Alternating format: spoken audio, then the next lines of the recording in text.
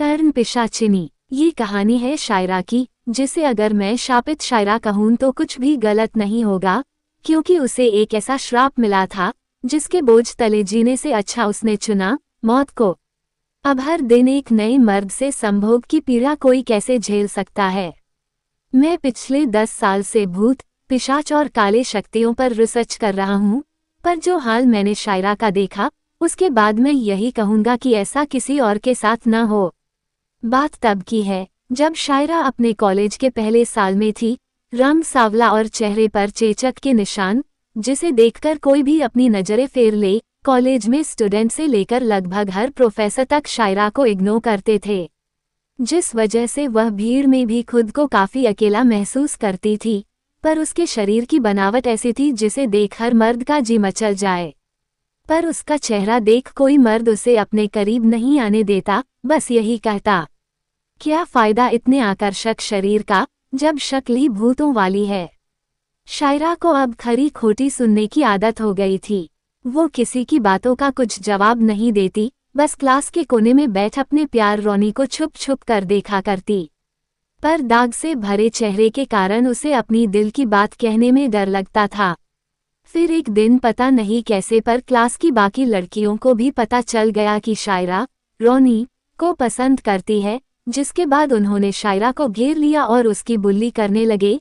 कोई उसके शक्ल पर ताना मारता तो कोई उसकी फूटी किस्मत को कोसता। इतने में भीड़ से थोड़ा हटके खड़ा रोनी भी बोल पड़ता है, पता नहीं इसने कैसे सोच लिया कि मैं इससे प्यार करूंगा।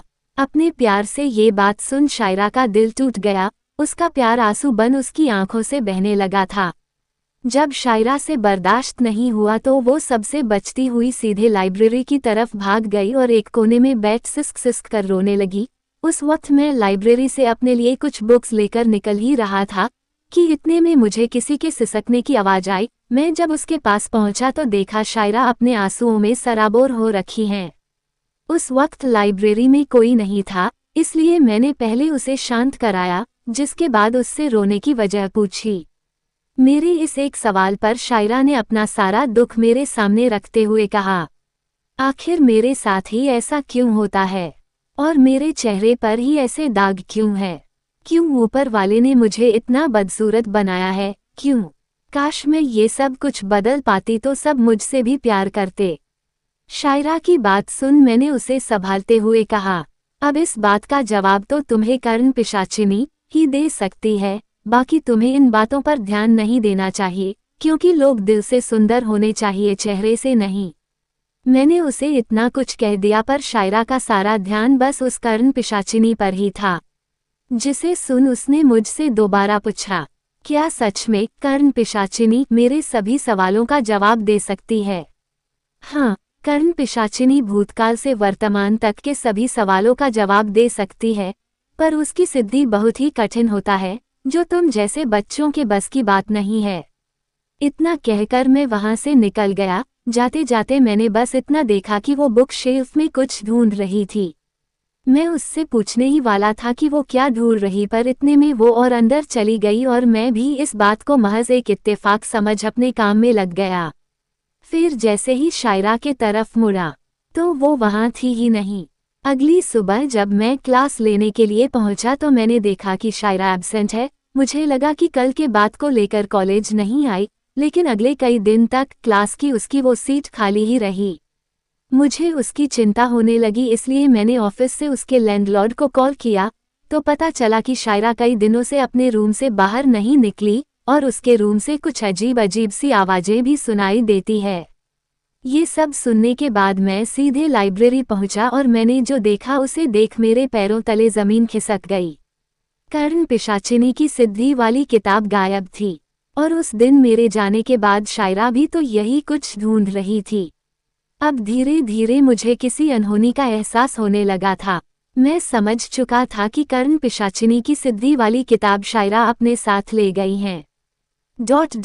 उसने पूरे 21 दिन की कड़ी साधना के बाद आखिरकार कर्ण पिशाचिनी की सिद्धि हासिल कर ली। कर्ण पिशाचिनी अपने भयानक हंसी के साथ उसके सामने प्रकट हो गई।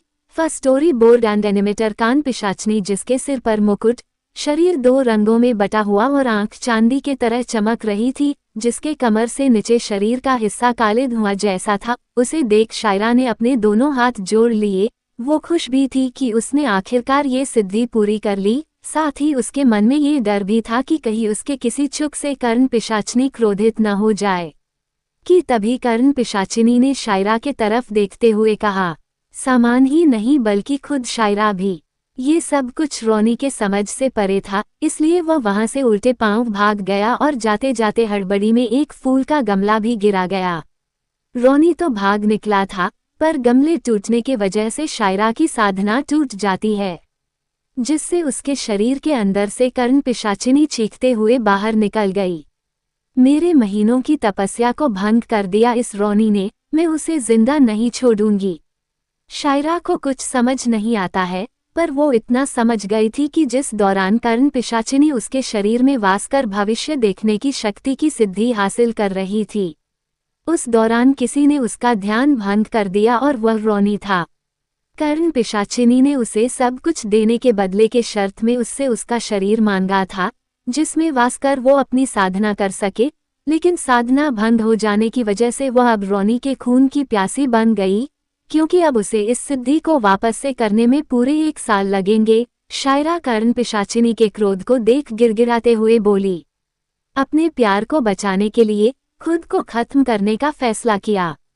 घड़ी में 12 बजने ही वाले थे, पर उससे पहले शायरा को कर्ण पिशाचिनी को अपनी बलि देना था, ताकि इन सभी चीजों से मुक्ति मिले। इसलिए शायरा चाकू से अपनी नस काट ही रही थी कि इतने में वहां कर्ण पिशाचिनी आ गई और दूसरी तरफ दरवाजे पर रोनी खड़ा था। कर्ण पिशाचिनी बोली, ये गलती मत कर, तुझे जिंदा रहना होगा, तू इस तरह अपनी जान नहीं दे सकती।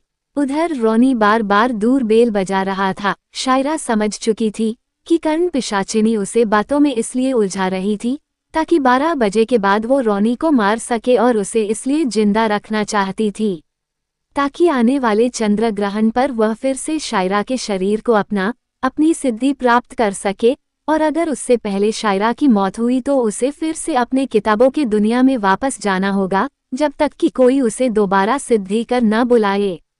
इसलिए शायरा ने खुद को खत्म करना ही सही समझा। बाहर रोनी बार बार दरवाजे पर धक्का दे रहा था ताकि किसी भी तरह वह दरवाजा तोड़ अंदर आ सके। इधर कर्ण पिशाचिनी जोर जोर से चीखी जा रही थी।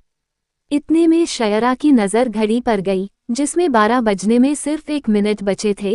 रोनी किसी भी तरह दरवाजा तोड़ने में कामयाब हो गया और अंदर आ गया। उसके अंदर आते ही कर्ण पिशाचिनी उसके तरफ बढ़ी और अपने हाथ से उसके गले को पकड़ लिया, पर इससे पहले कि वो रोनी को कोई नुकसान पहुंचा पाती, शायरा ने खुद की नस काट ली।